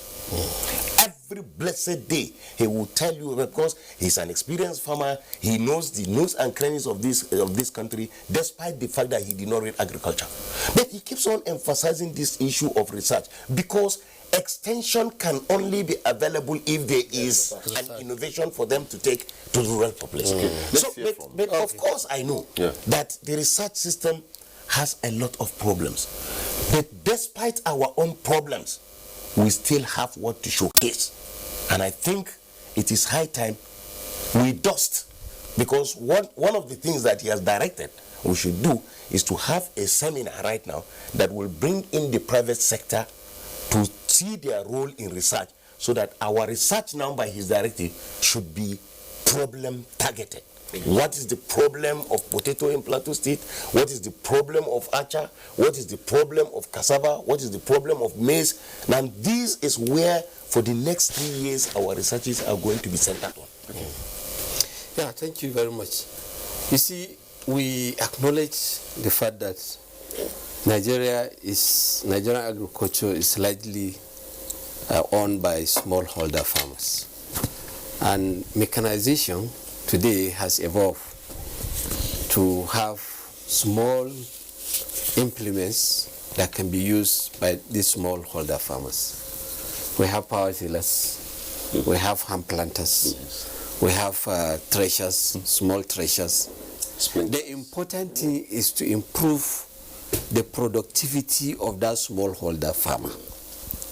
The smallholder farmer should be able to get, for example, 10 tons per hectare of maize. He should be able to get 70 tons per hectare of cassava, for example. He should be able to get 100 tons per hectare of yam to be able to achieve that zero hunger. You know, zero hunger is nothing but food security in a way. You know, we keep coming with terminology. It's food security. Food should be available, affordable, and accessible.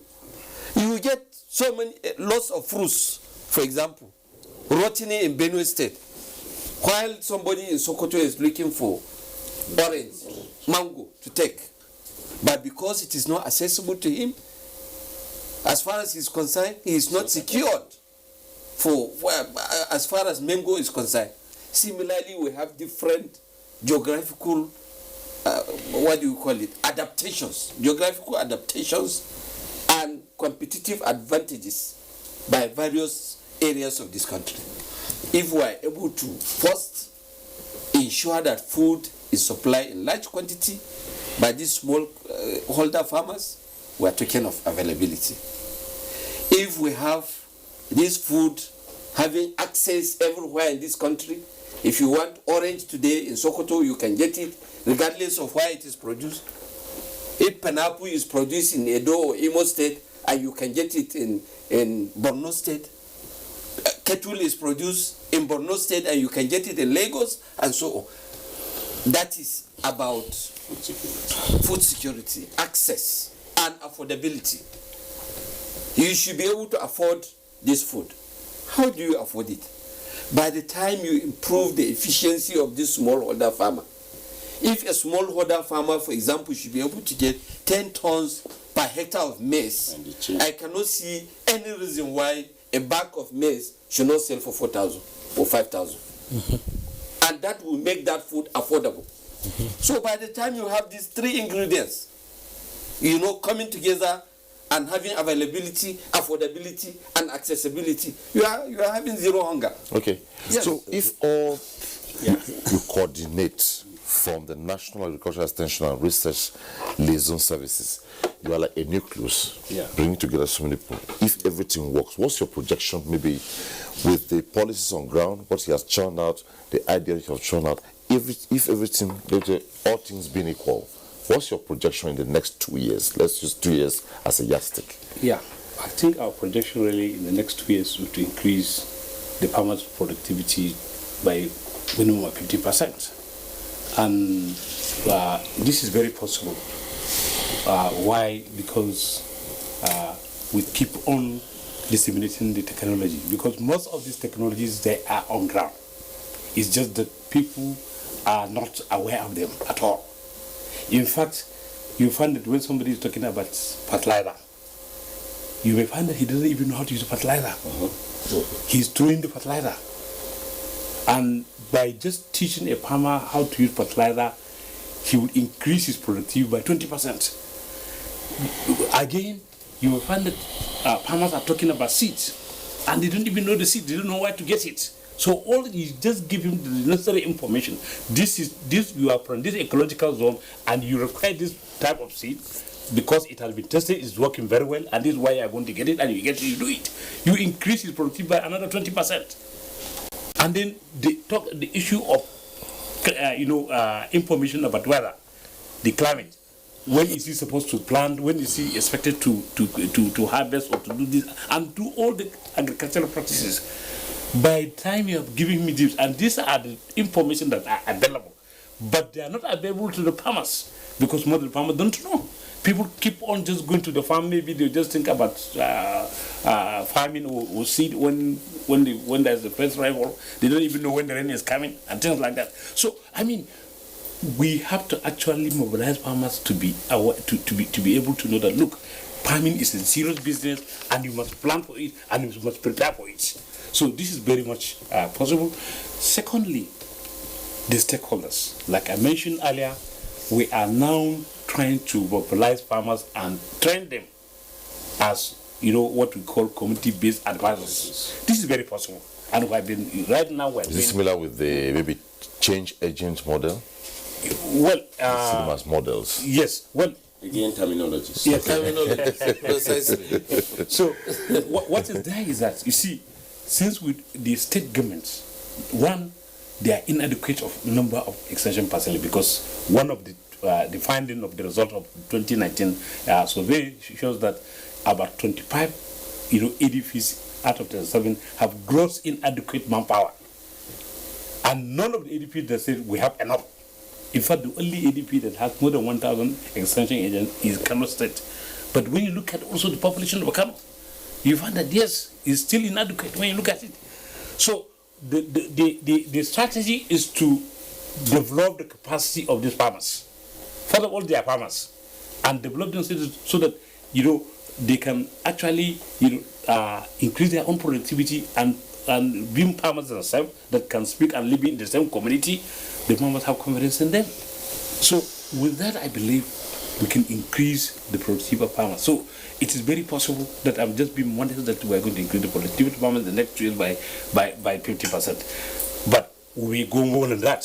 It all depends. And luckily also, we are talking with also the different research institutes, and we are now looking at what technologies they have on shelf that we can bring out and package it and disseminate. Okay. Let me allow the SSC to cap up, just a cap up. Well, I will say it again, sir, that Nigerian agriculture just has got to be organized, and is organization that needs to be done appropriately. And I will say it again within 1 minute that we need to have verifiable data of everybody that is farming, even if we just restrict it to primary productivity. Then all of this issue, whether they are going to be farmer advisory workers, whether they are going to be classical extension workers that we know the block extension work or all over, whether they are going to be e-extension, whether it's going to be aggregation, whether it's going to be intervention by anchor borrower to rice or to yam, the starting point, the building block is organized farmers based on evidence that is supported by data. Where do they live? What do they do? Is it animal husbandry? Is it crop production? On what size of land? And what is their clear biometric? That is the first thing. Then we can organize all of the value chain around this. And sir, I hope we don't repeat this again in another year. Nigerian agriculture just needs organization. There is even too much access to finance, whatever is it. Who is not accessing finance? The smallholder farmer. Is the smallholder farmer a problem? No. Evidence have shown it. Southeast Asia has done it.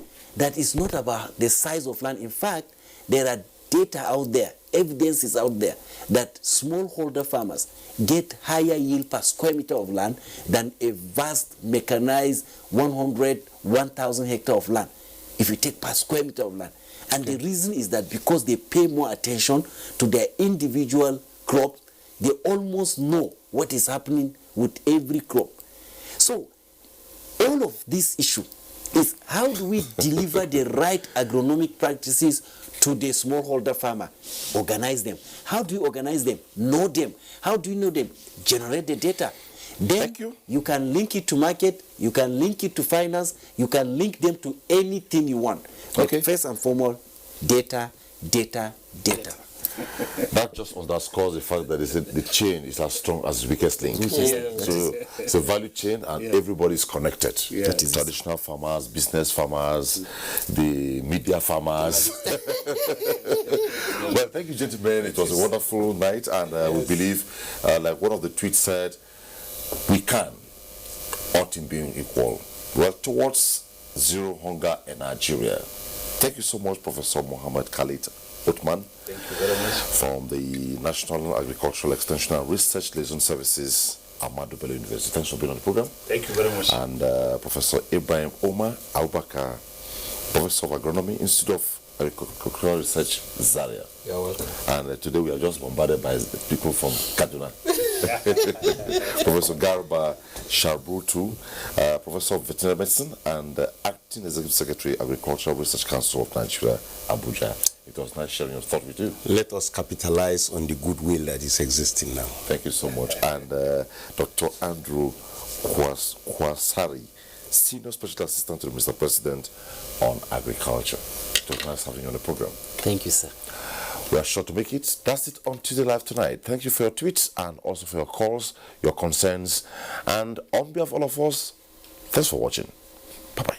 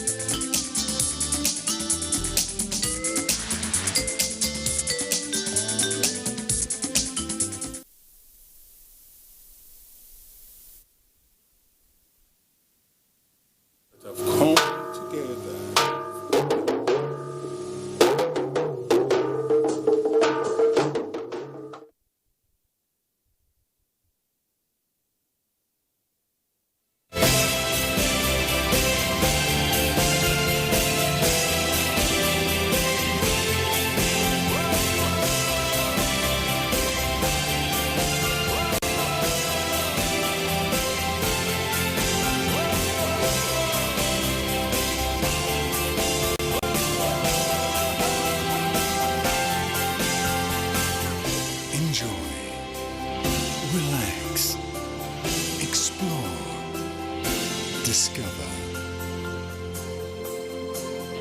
fascinating Nigeria.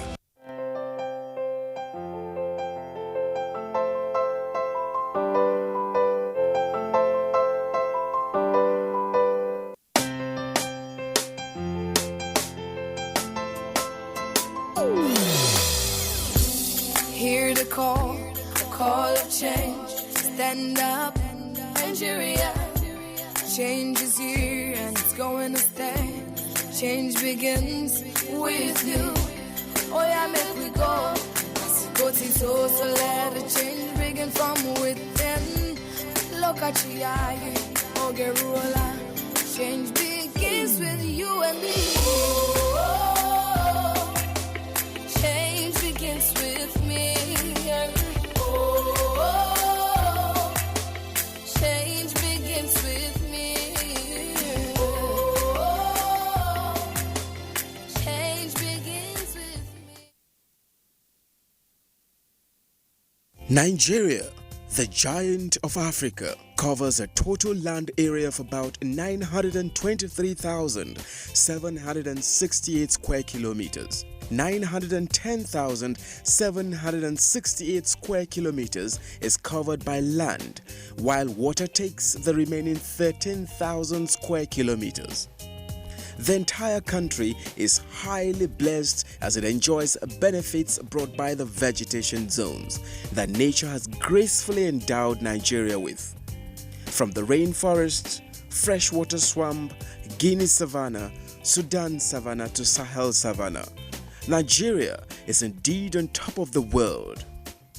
Also blessed with enormous tourism potentials, unequaled deposits of mineral resources, and vast land for agricultural practices of choice, Nigeria is open for investment. All these are accompanied by a wonderful and hospitable people of diverse and charming cultures. Come and invest in Nigeria, the land of abundance and hospitality.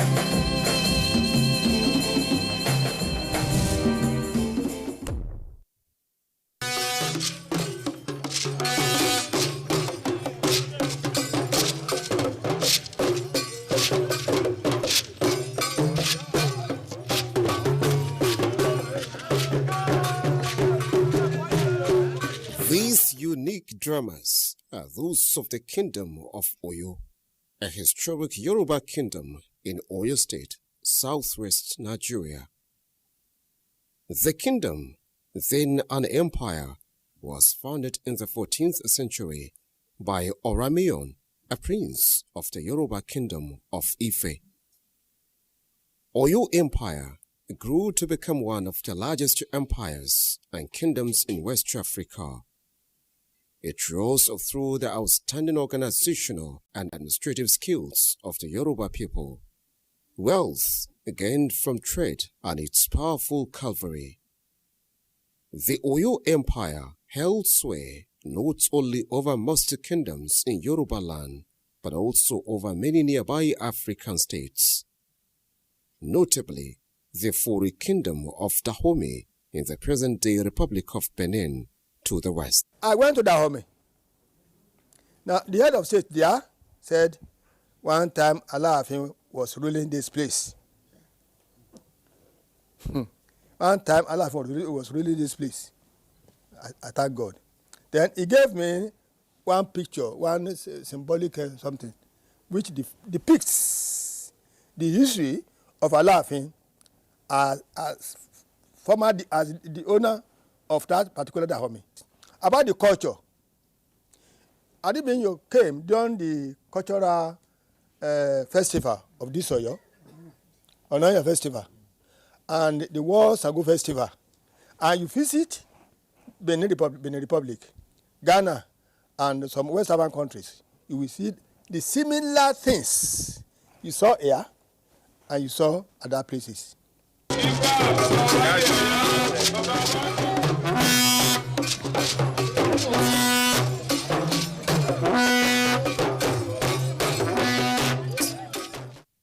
The kingdom of Oyo today remains unique in many ways.